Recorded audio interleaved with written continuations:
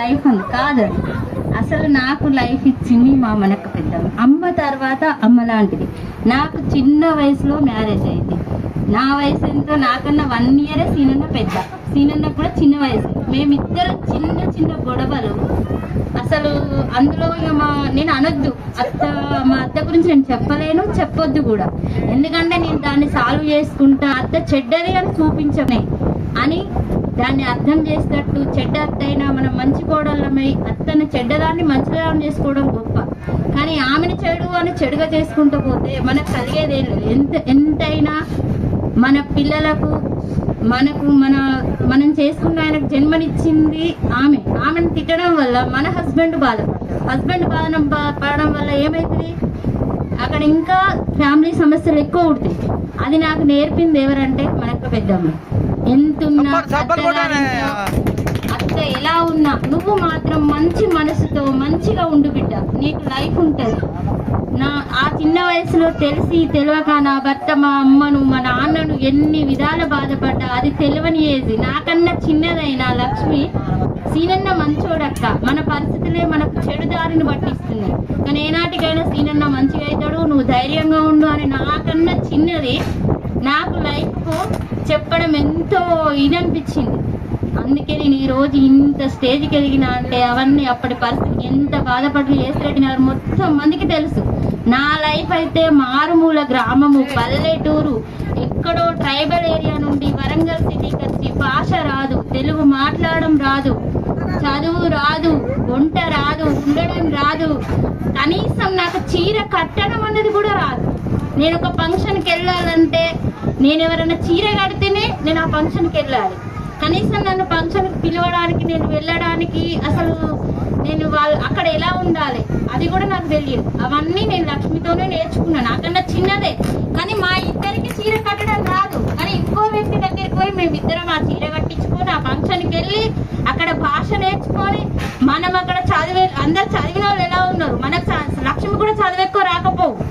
School అంటే వెనుక stage తెలుసా, ఆ స్టేజ్ కూడా అక్క మనకు చదువు రాకుండా వచ్చింది. ఆ చదువుని మనం బయట పెట్టద్దు, మనకు తెలివి ఉన్నది, అమ్మతో మనం ఉన్నాం అని. పెద్దమ్మ చదువు రాదు, లక్ష్మికి చదువు రాదు, నాకు చదువు రాదు. ముగ్గురం కలిసి ఇది బయట పెట్టకుండా నలుగురికి చదువు నేర్పిద్దాం. రాజేష్ని స్కూల్కు చేయబట్టుకొని గేట్ వరకు పంపి రాజేష్ స్కూల్ ఇంటికి వచ్చింది. అంటే నాకు చదువు రాకుండా మీకు అందరికి చదువు రావాలి అంటే అలాంటి ఎక్స్ప్రెషన్ నాకు రాకుండా వచ్చినట్టు. కానీ మేము తర్వాత నేర్చుకున్నాం. లక్ష్మి నేర్చుకున్నది, నేను నేర్చుకున్నా. డిగ్రీ పాస్ అయినా, ఓపెన్ డిగ్రీ పాస్ అయినా నేను తెలియక నేను అన్నింటిలో ముందడిగేసిన. ఈరోజు బైక్ నడుపుతున్నా, కార్ నడుపుతున్నా. నేను అసలు నాకు రూపాయి ఎలా సంపాదించడం తెలియదు. అవతలకు ఫస్ట్ నాకు లైఫ్ ఇచ్చింది మనకు పెద్దమ్మ. గిరిగిరి అంటే తెలియదు.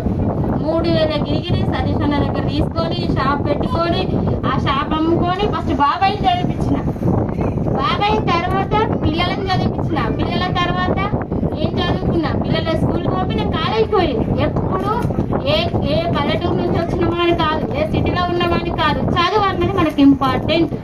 చదువుతో పాటు మన సాంప్రదాయం, రెస్పెక్ట్ అన్నది చాలా ఇంపార్టెంట్. నువ్వు ఎంత జాబ్ చేయి, నువ్వు ఎంతగా ఉండని, ఎక్కడైనా రెస్పెక్ట్ మాత్రం కంపల్సరీ ఉండాలి. తల్లిదండ్రుల గౌరవం ఇవ్వాలి. మన భర్త చెడ్డోడైనా మనమే మార్చుకోవాలి. ఆడపిల్లకి అదొకటి కంపల్సరీ ఉండాలి. అత్త చెడ్డదైనా మనమే మార్చుకోవాలి. మామ చెడ్డ ఎవరన్నా కానీ ఫ్యామిలీ, అది మన ఫ్యామిలీ. ఇక్కడ ఉండేది 20 సంవత్సరాలు అమ్మ దగ్గర, కానీ అత్తగారింట్లో ఉండేది అనంతం. మన వంశమే ఆడ ఉంటుంది. తరతరాలు మన వంశం అత్తమామలతోనే ఉంటుంది. కాబట్టి ఎన్ని సమస్యలున్నా దాన్ని సరిదిద్దుకొని ఆ వంశానికి వృద్ధి చెందడానికి మనం పోతున్నాం. మన అమ్మ వాళ్ళ పేరు మొయ్యం, కానీ అమ్మ వాళ్ళకు అత్తగారింట్లో మనం కరెక్ట్ ఉంటేనే అమ్మ నాన్నకు మంచి పేరు వస్తుంది.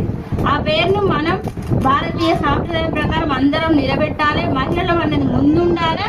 దానికి చదువు, రెస్పెక్ట్ అన్ని ఇంతటితో అన్నిటికైతే వద్దు. ఎందుకంటే ఎప్పుడు మనం భర్తను గెలిపించా మనం గెలవాలి. మనం ఇప్పుడు భర్తను రాజు చేస్తేనే మనకు వాల్యూ. మనం ఎంత ఇది ఎదిగినా కానీ భర్తను గెలిపిస్తే ఇస్తేనే మనం గెలపు. అది మాత్రం మా నాన్న చెప్పింది. మా అమ్మ నాన్న ఏ రోజైనా నీ భర్తకు వాల్యూ ఇస్తేనే నీ భర్తతోనే నీకు వాల్యూ, మనకు వాల్యూ కాదు. కానీ అన్నిటికీ పెద్దమ్మే.